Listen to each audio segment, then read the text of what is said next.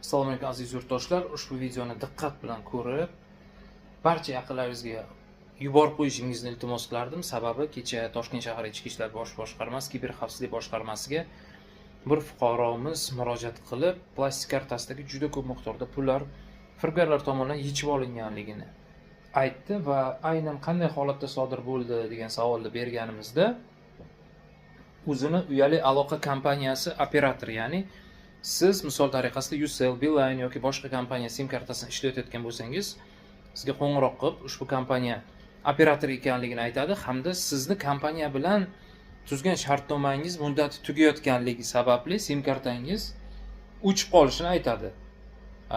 Fuqaromiz bu sim kartani 10 yildan ortiq vaqt davomida ishlatib kelayotganligi sababli uni o'chib qolishini istamayapti va yo'q, men sim kartam o'chishini istamayman, nima qilishim kerak deganda, sizga yuborilgan SMS kodni aytsangiz, biz o'sha sim kartangiz muddatini uzaytirib qo'yamiz deb SMS kod yuborib, yurtdoshimizdan ushbu ma'lumotni qo'lga kiritib, plastik kartasida juda katta miqdordagi pulni o'zlashtirib olgan.